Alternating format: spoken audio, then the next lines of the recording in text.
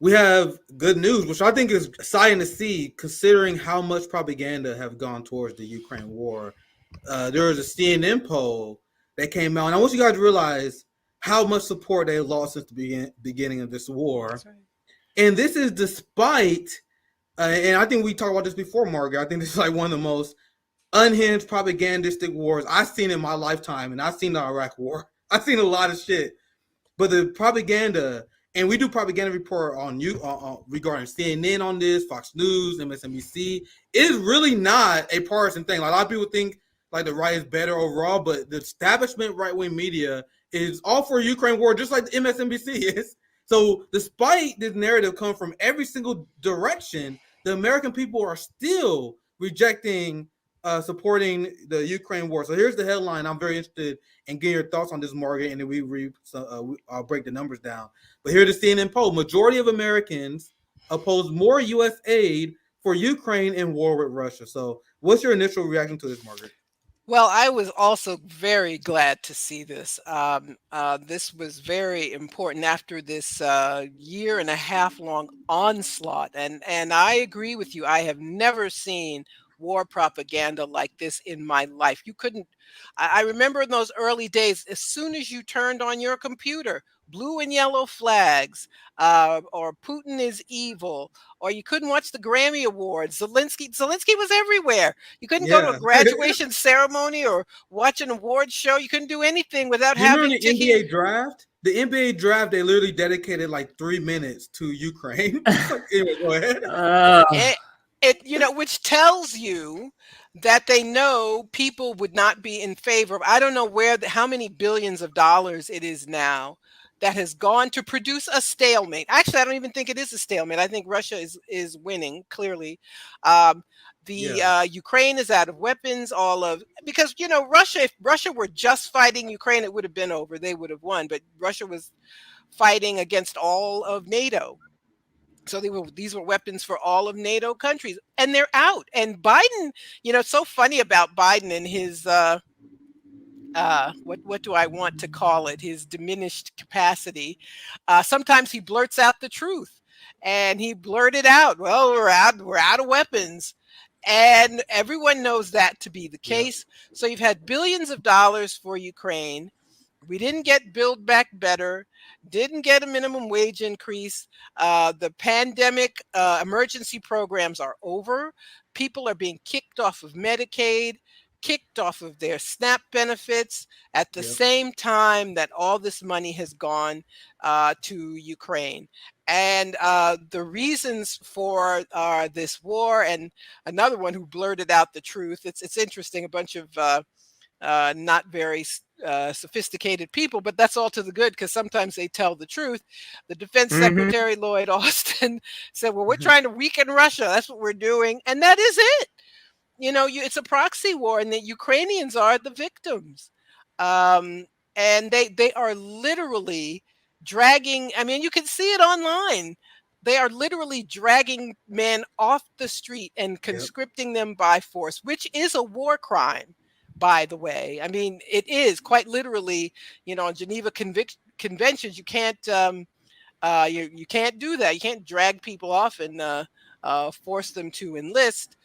But and Ukraine is not a democracy. Before this happened, before the Russian special military operation, you would hear truthful reporting about Ukraine. Yeah. You would hear that it's the most corrupt country in Europe, that it's the poorest country in Europe, and of course, it makes sense that the most corrupt country would be the poorest country. You knew about the Nazi affiliated far right and fascist elements in their government and their Azov battalion, and that there were people in Congress who attempted to keep U.S. funding from going to them. And what did we get? A lot of propaganda telling us you're just repeating Putin talking points if you pointed out things that are true and demonstrably true. Ukraine is a fascistic state. They outlawed Yes. collective bargaining. Unions are outlawed. They've outlawed the opposition media. They've outlawed opposition political parties. So, and we know that the U.S. blew up the Nord Stream pipeline. Nothing else makes sense. I always thought that. And then Seymour Hersh wrote his 5,000 word expose, and I hope it's not hard to find. You can find it on his Substack. Um, a credible investigative reporter explaining how it was done. And they said so. They were like, well, we're going to stop the pipeline. We're going to, Yeah, Russia's. they Yeah, yeah. it I did. mean, they said it openly. Biden said, Didn't well, don't worry Montenegro? about it. We're going to stop it. And then if you say that that's what they did, it's like, oh, no, that's a crazy conspiracy theory. And I'm like, all I'm doing is quoting Joe Biden and Victoria Nuland and that whole gang of incompetence. Yeah, you have a Go bunch ahead. of climate activists that is endorsing Joe Biden, who's the biggest eco terrorist in human history. Like, And there's more drilling on federal lands in the Biden administration than there was under Trump. And that's just a fact. So we see, Republicans, Democrats give good, they say the right thing. So, for example, a Republican will come in and say, I'm pulling out of the climate accords. And a Democrat will come in and say, well, of course, we're going to be in the climate accords. First of all, you don't know the climate accords are a bit of a joke. They don't Yeah. really do much. They Yeah. don't. They have these suggestions for, well, we're going to let the Earth's temperature rise. That's what the latest agreement says. Well, the temperature can go up 1.5 degrees C, which is disastrous. But then you see this, and you see that little Greta from Sweden. She's endorsing yes. Biden and talking about terrorist Russia. And I'm like, wait a minute, wait a second. You're supposed to be the big environmentalist icon, and you say nothing about the U.S. This explosion, which That's how you know who's serious or not. That's how you know who's yes. serious. Well, I always knew she was some kind of a tool, and so I'm glad when she says these things. I told you guys my weakness is I give people benefit of doubt, and I didn't think Greta was real. To be clear, I didn't think she was like real, but I was like, she a kid. She probably just being. She probably has some liberal. I gave her a lot. I was pretty hands off, but after seeing her on the Ukraine show, like, all right, she deserves a few licking. Because now you being a willful idiot for the establishment at that point. Sounds like I'm glad I don't know who she is because I don't know much about her. And I'm happy I don't. I'm happy I don't. Yeah, I stay unplugged. I have a unique ability to literally tune shit out if I want to. Yeah. Well, you're lucky that way because so much of the quote unquote news we get is nonsense and propaganda of various kinds. But the Biden administration did this, and billions of dollars are going to Ukraine, to the military industrial complex, to crooked Ukrainians. There's Greta meeting, Zelensky. And, Zelensky and his people are skimming money. They're not sending all that money. And Zelensky and his friends among the Ukrainian oligarchs, they got their hands in the till. So people are opposed and should be. But we, those of us who even ask these questions, we are ignored. There's no one in Congress who represents us. No one. And you see this, I'm looking at this video, the blast of a dam, which the Ukrainians blew up themselves. And then they're always trying to say Russia does something crazy. It's like, well, they're shelling the nuclear plant that they have control of. Yeah. Well, they blew up this dam to flood their own troops. No, Ukraine did this. But at any rate, I distracted myself a bit there. But people have every reason to oppose this theft of our public dollars for this proxy war. And, Zelensky was put into office by an oligarch. His name is Kolomoisky, who's such a crook. He's been sanctioned by the U.S. Kolomoisky pulled off one of the biggest heists in history. He robbed his own bank and tried to use the U.S. to launder money with some shady real estate deals. And he's a citizen of Ukraine and Israel and Cyprus and some other place. And that's Zelensky's godfather, so to speak. So that tells you all you need to know about this country. but no one represents us. Either progressives in Congress, they all sound alike. The supposedly liberal media sounds like the Wall Street Journal. You're showing that video from the Wall Street Journal. It sounds like Fox News. MSNBC and Fox News are on the same page here. And the members of Congress who've spoken out against Ukraine were all far-right Republicans who ordinarily have nothing in common with the Lauren Boeberts and the Marjorie Taylor Greens. It was a handful of Republicans who questioned this.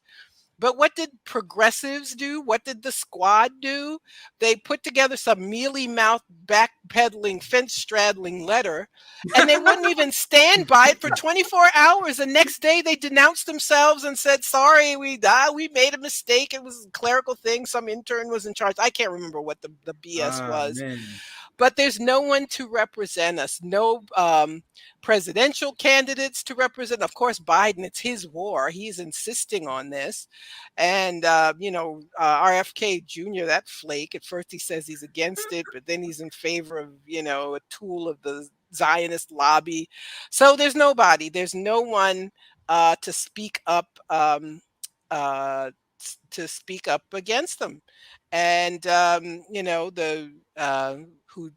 Cornel West, who's running for the Green Party presidential nomination, is opposed to this funding, and everyone should be. This doesn't benefit this country at all.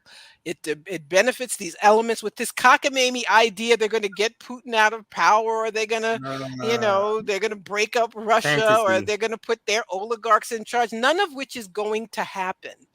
But they're very desperate to maintain U.S. domination, and that desperation causes them to do things that are just insane. Now that was a powerful rant. I'm a rant enthusiast myself. I gotta say that was a good one. And there's a lot to unpack there. I'm gonna try to unpack it here.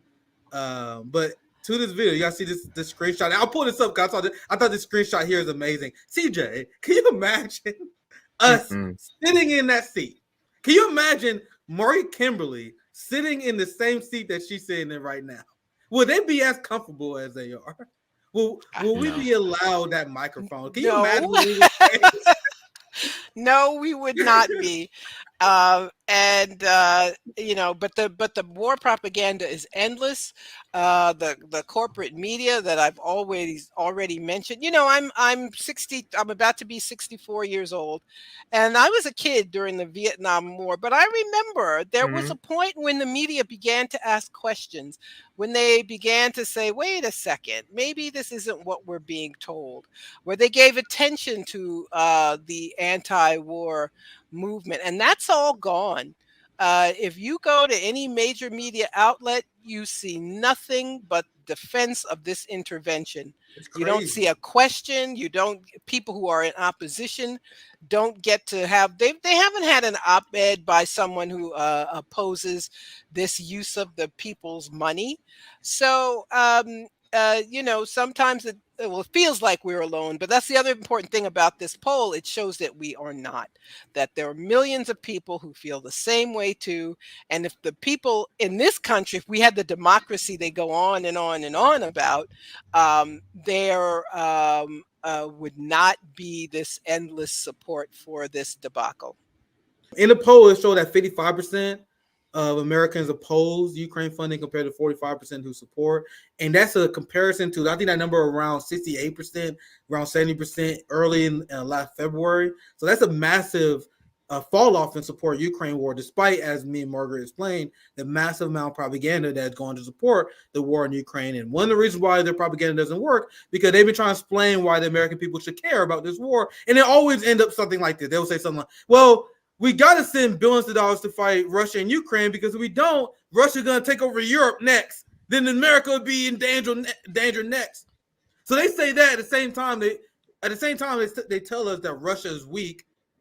Meanwhile, they tell us that we got to stop Russia or they'll take over Europe. You guys see how the contradictions tend to fall flat? You want to know who the only people who fall for this shit? Brain dead Democrats. Because when you dive into this poll, now I was looking at this poll, it was very interesting to me. There's a very, very strong split here, partisan-wise. And I can't wait to hear what your guys' thoughts on this, because I think it's very hilarious that the Democratic Party is now the unapologetically pro-war, pro-Nazi party. So let me read the stats here, and I'll get your guys' opinion on this. So Republicans say that Congress should not authorize new funding, 71%. Now, when you look at Democrats, that number is literally flipped. So 71% of Republicans oppose spending. Meanwhile, on Democrats, 62% favor spending. So there's a sharp partisan divide. And then I will argue that 60% number is not even good for them. We're talking about normie Democrats, not independent average people. Even and this is my argument, 4 out of 10 Democrats see through it. Like, what? I think that's bad, right? But what does that say that people like Bernie Sanders and the NATO left is so out of touch from the working class people who's starting to see through this war? You want to chime in, CJ or Margaret?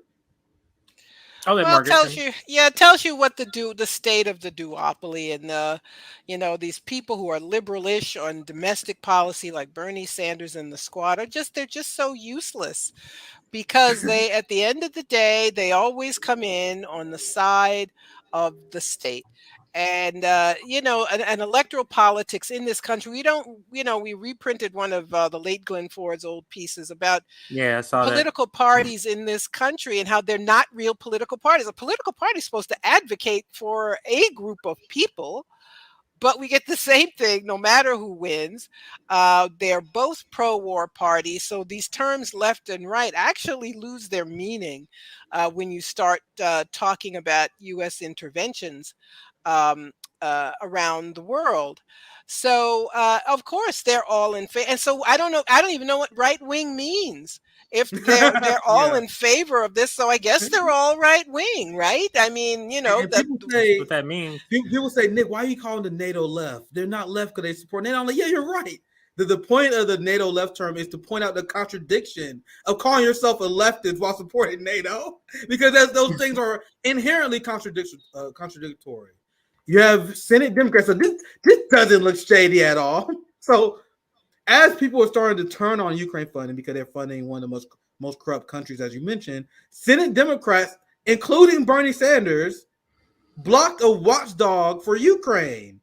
They blocked oversight into Ukraine aid funding. And this is how you know that their position is absolutely unhinged, because I am taking myself out of my mindset.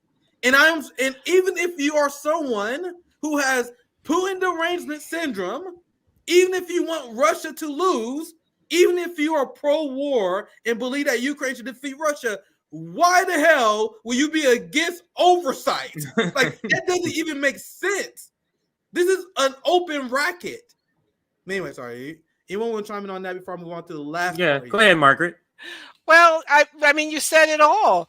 It is, I remember the last time Bernie ran, and he said, "Oh, I think Biden can win too." And I'm like, wait a minute, aren't you running against him? Aren't you supposed to be saying I'm the best guy to be the president? He's like, I like Joe Biden. He's a company guy.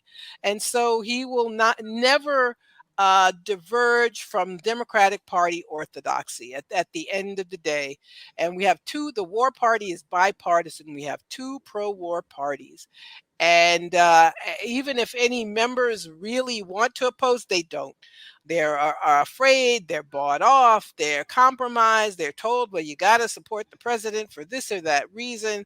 And at the end of the day, you get the same thing. I mean, how could we be worse off with the Republican, with this use of the public's money? When it comes to do anything that helps the people, there's always a reason about why you can't.